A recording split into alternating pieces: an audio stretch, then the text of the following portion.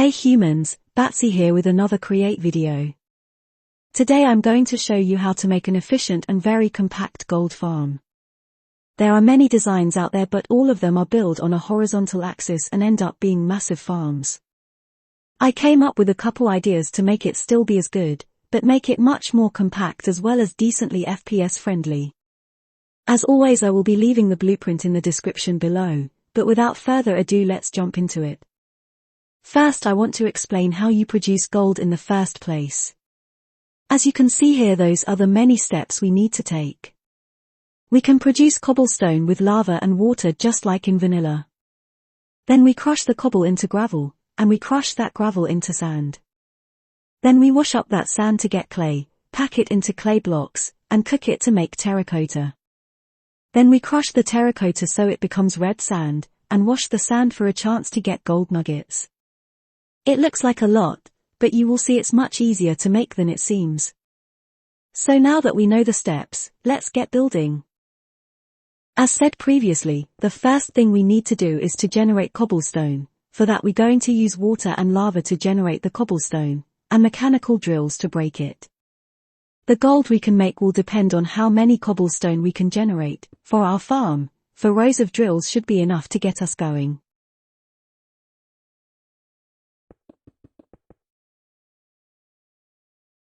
Next, we need a way to collect all that cobblestone.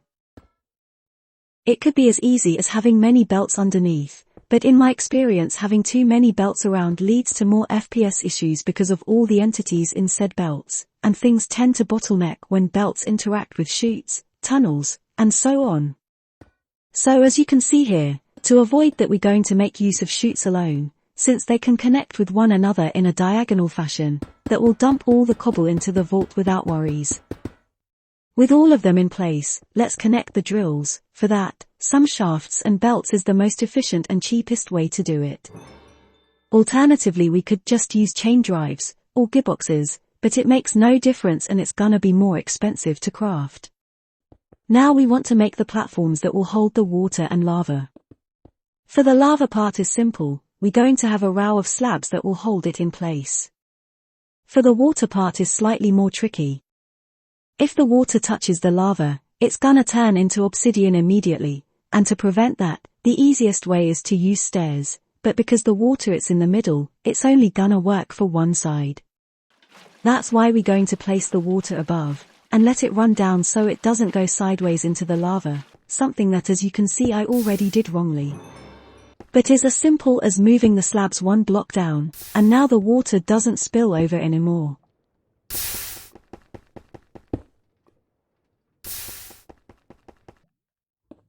Next, we want to process the cobble into gravel and later into sand. For that, the simplest way I could think of is having 2 rows of crushers, one on top of the other. We already have the vault above to distribute the cobble through all the chutes, so we're not gonna need any tunnels or belts to help us there. For the same reason, we're going to use more vaults under the crushers. This way we can output the sand wherever we want it without using extra belts. With that out of the way, we want to wash up the sand to make clay.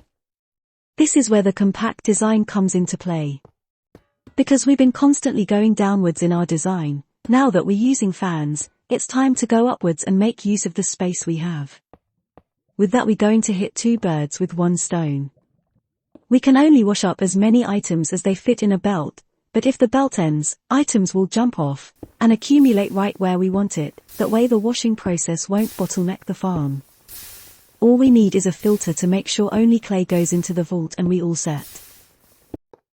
Now that we have clay, we need to compact it into clay blocks, and smelt it into terracotta. Because of the size we're working on, I tested that we need 3 presses, with one of them not working at 100%. And because we also need to use fans here, we're going to make it vertical again with the same design as before, to make the best of the space we have.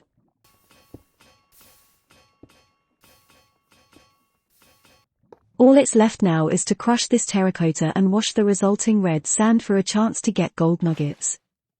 This part was a bit more tricky than the rest, because I didn't want it to go downwards again. I had to figure out how to make the crusher work in the smallest space possible. Thankfully, when working with vaults, we can choose where we want to output our materials. Now we just wash it all, making sure it doesn't get stuck anywhere, especially because of the small space we're working on. And with that, we are done with this segment.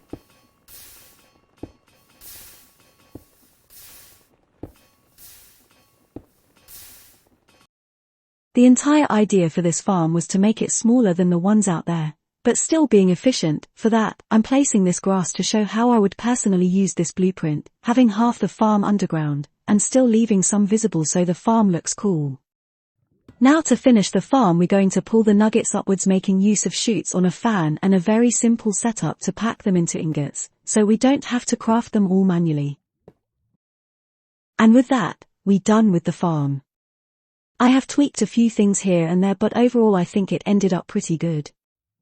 I added this display. I wanted to show the production and all of that, but it doesn't seem to be showing accurate numbers. I calculated over a 10-minute period and it should produce around 600 ingots per hour, which I think it's pretty good all things considered. I have also added this barrel as a way to access the vault. Just need to flick the lever for a second or two and you're gonna get enough gold ingots. I seen a couple comments in some of the latest videos and I thought I would show in more detail how to get this working. In particular the fluids, since the blueprint doesn't place them.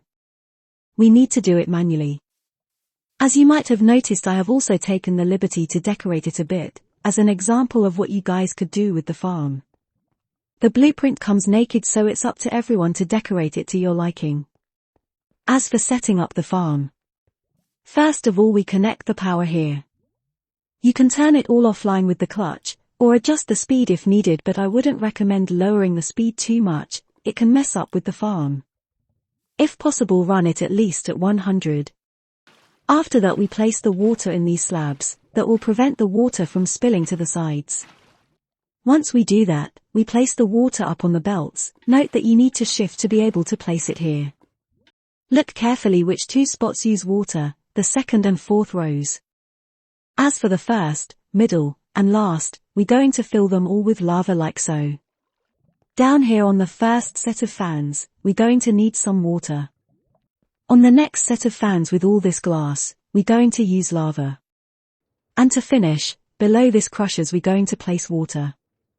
With that, everything should be set up and working.